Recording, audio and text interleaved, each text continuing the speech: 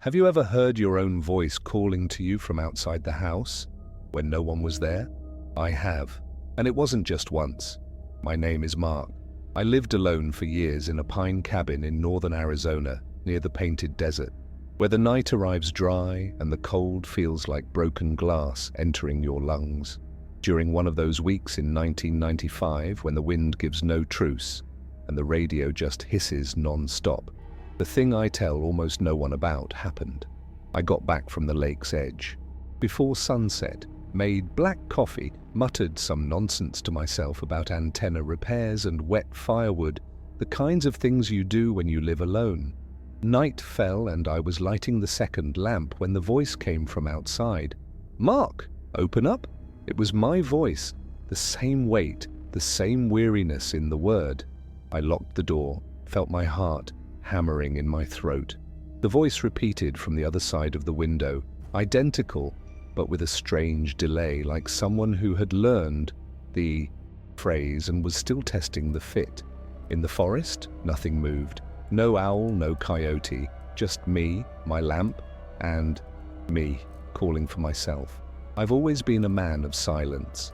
After the divorce, I left the city, the traffic, the noise of neighbors, and went looking for peace where no one else wanted to live. I bought a small tract of land on the edge of the reservation, 40 acres of pine, red rock, and wind that never stops. I built my own cabin, 2 rooms, a wood stove, an old bed, and a shortwave radio that was my only contact with the world. The routine was simple. I'd wake with the first light, make strong coffee, hunt, or fix tools. In the afternoon, I'd fish at the lake.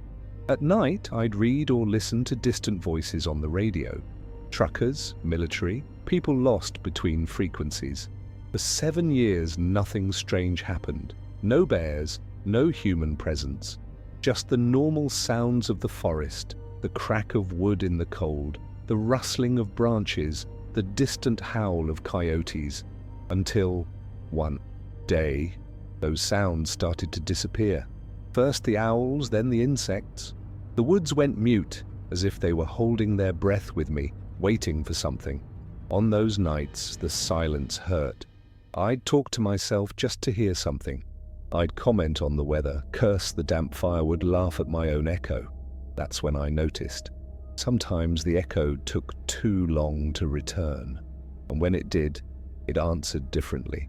The first time I thought it was my imagination. Later, when I heard my own laughter coming back from outside the cabin, quieter, a little scratchy, I realized the sound wasn't coming from a rock or a valley. It was coming from nearby, from someone or something that was learning to imitate me. The first time it happened for real was on a moonless night. The wind was still, the air so cold the window panes creaked. I was sitting at the table, tinkering with a broken radio, when I heard a pop on the porch. Old wood giving way under weight. I grabbed the flashlight and the rifle. I opened the door carefully. Nothing. Just the smell of resin and the pale shine of stars between the pine tops. That's when I heard my voice. "Everything all right out there?" It came from the darkness, about 10 yards in front of the house. Identical. Same tone, same hoarse timbre. I froze. Whatever it was, it knew how to repeat. But the intonation, it was wrong. As if it had learned the speech by memory, not by meaning. I took a step back. "Who's there?" I shouted. Silence. The answer came seconds later, also in my voice. "Who's there?" The flashlight trembled in my hand. I knew that cadence. It was me from minutes ago. The thing was repeating my sentences, testing the sound. In the following days, it got worse. Sometimes, while chopping wood, I'd hear my own whistling coming from the trees. Other times, my voice would come from the lake's edge, saying phrases I had said alone inside the cabin. It was as if something was listening to me, learning, and then wanted to see if I'd noticed the difference. One night, I even heard a conversation. 2 voices, 2 versions of me, murmuring to each other in the woods. Not whole words, but fragments, repeated and rearranged phrases. "Mark, it's cold." "Cold it is." "Mark, The sound was irregular, with no human rhythm, like an old tape playing in reverse. I started leaving the radio on all the time, trying to fill the silence. But even that failed. One day, the frequency's hiss vanished. In its place, I heard static, molding itself into syllables, and then, quietly, my voice, coming from the speaker. "I'm inside." After that night with the radio, something in me broke. I couldn't sleep right anymore. I started leaving the rifle loaded next to the bed and a flashlight strapped to my wrist. During the day, I tried to act like everything was normal, chopping wood, cleaning traps, noting in my journal the times the echo appeared. It seemed to follow a pattern, always after sunset, between 8 and 11 at night. I decided to record it. I got an old tape recorder, one of those magnetic tape ones, and left it running on the windowsill. The next day, I rewound and listened. Almost half an hour of wind, footsteps, wood creaking. Then, near the end of the tape, my voice, "Mark." The tape hissed, then popped. "Mark, come see." I hadn't said that. The sound was mine, but drawn out, as if someone was repeating the words without understanding them. Behind the speech, I heard the sound of breathing, heavy, wet, irregular, and then, very low, a short laugh. I spent the rest of the day locked inside. I tried to rationalize some animal, interference, an echo, but deep down I knew no human sound repeats like that. No echo breathes between phrases. The next night, I left the recorder on again, but I stayed awake. At 9:23 p.m., I heard footsteps, not heavy but long, dragging through the snow. The voice came from the side of the cabin. "You in there, Mark?" I didn't answer. "You in there?" It repeated, a little closer. The wood on the porch groaned, and then, for a second, I saw it through the window. An upright shadow, tall, too thin to be human. Its shoulders were crooked, its neck long, and its face white. No defined features, just the outline of a mouth moving. I recorded everything.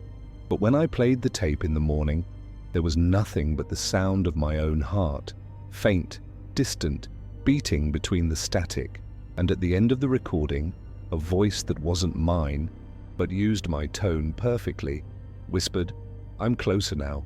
In the following days, I tried to convince myself it was exhaustion, isolation, anything the mind invents to fill the void, but it was no use. Fear had a smell, and I smelled it on everything, in the wood, on my clothes, even in the well water. It was a metallic smell like wet iron. Each night, the voice got more natural. It imitated my pauses, my breaths, even the small mistakes in speech I made. It was learning way too fast. I started logging times, sounds, temperatures, trying to find some logic. In some recordings, I noticed radio interference. I thought maybe someone was messing with me, broadcasting voices on the same frequency. So I turned on my shortwave radio and started scanning channels. For hours, nothing, just static. Until, at 10:47 p.m., between two hisses, I heard, "Mark, listen, it was me." The same sentence I had said seconds before, sounding from inside the radio. The sound wasn't coming from outside. It was coming from inside the cabin, as if something was using the radio to talk to me. That night, I made the decision that changed everything. I grabbed the recorder, the rifle, and went out. If it was an animal, I was going to find it. If it was a person, I was going to look them in the eye. I walked to the edge of the lake, the same place I used to fish. The moon reflected on the thin ice. The air was still, heavy, and for some reason, I knew I wasn't alone. The voice came from the trees, very close, calm. "I just want to see you." My stomach turned. The thing had learned the meaning of the words now. It wasn't a living recording anymore. It was something trying to talk. I raised the rifle, aimed at the sound. "If someone's there, say your name." Silence. Then a whisper, so low the wind almost carried it away. "I am you." On instinct, I fired. The flash lit up the trees, and for a split second I swear I saw my own face looking back. I ran back to the cabin, tripping in. The snow, the rifle slipping from my hand. Behind me, footsteps, not fast, but firm, heavy, as if the thing had all the time in the world. I slammed the door and shoved the armoire against it. The lamp flickered, casting long shadows on the walls. The radio, which I had left off, turned on by itself. A dry pop, then static. And between the hisses, my voice. "Open up, Mark! It's cold out here!" I didn't answer. "Open up!" It repeated, more drawn out. The wood on the porch groaned, the sound of nails or claws scratching the door. I grabbed the flashlight, aimed it at the window. That's when I saw it. The face, my face, pressed against the glass, but wrong. The skin looked stretched too tight, the eyes sunken, the mouth twisted in a meaningless smile, and when it moved, its head tilted like an animal trying to understand a new object. The voice came again, but this time from inside my head, clear as a thought. "Let me in, Mark. I am you." I backed away until I hit the wall. The thing started to imitate the sounds of the house, the crackling of the fire, the creak of the chair, even the cough I had let out hours earlier. Everything in sequence, a grotesque orchestra made from my life. And then it got in. Not through the door, not through the window. It got in through the sound. The lamp flickered, the radio burst with static, and the entire room seemed to breathe. The temperature dropped in one blow, the window panes frosted white, and in the middle of the cold air, the voice whispered again, now multiple, coming from every corner. "You called me, remember? I just learned how to talk from you." The lamp went out. I was in total darkness, and what I felt was a hand, my hand, touching my shoulder, warm and alive. That's when I realized the echo didn't just want to repeat, it wanted to occupy. When I felt that touch, my body reacted before my mind. I threw myself to the floor and rolled to the back door, kicking the wood until it gave way. I ran outside, barefoot, the air cutting my lungs like glass. Behind me, silence. No sound of pursuit. Whatever it was still in there, listening. The moon barely broke through the clouds, and even so, I could see the cabin, a motionless shadow in the middle of the snow. Then the window glowed again. In the reflection, I saw two of me, one standing inside, the other out here. The one inside moved first. It turned its head slowly as if studying me. Then it raised its hand and pressed it to the glass. I did the same, without understanding why. The temperature of the night seemed to vanish. The voice came at the same time from inside and out. "Don't run. It's all right now." That's when I understood. It didn't want to kill me. It wanted to be me. It wanted to learn, to replace, to use my form to blend back in. It was as if it had forgotten how to be human and was practicing on me. I walked back toward the house, slowly, still holding the rifle. Through the glass, the other me watched me calmly, and it was in that calm that I noticed the detail. The reflection was breathing in the wrong rhythm, a 2-second delay, like an old recording trying to sync with the original sound. I raised the rifle and aimed at the heart, or where mine should be. "Talk!" I yelled. "If you're really me, talk now!" The other opened its mouth, and before it could say anything, I fired. The glass shattered. The light returned for an instant. When I went inside, there was no body, just footprints on the floor. My footprints, going to the opposite wall and stopping in front of nothing. On the burnt-out radio, one last, drawn-out whisper. "Thank you, Mark. I learned well." The tape was spinning by itself, recording the sound of the empty house.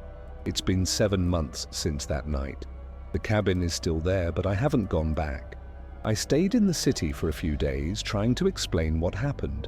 But how do you explain something that uses your own voice to lie? Sometimes, in the silence before dawn, I swear I hear the radio turning on by itself. A click, then the sound of the wind, and my voice, tired, asking if everything's all right out there. I recorded again, weeks later. The tape registered the sound of footsteps and a phrase that still chills me. "It's all right now, Mark. I am you. Today I live in another state, near people, near noise, near human voices. But I still don't talk much. I'm afraid of the sound of my own mouth. The truth is, that was never an echo.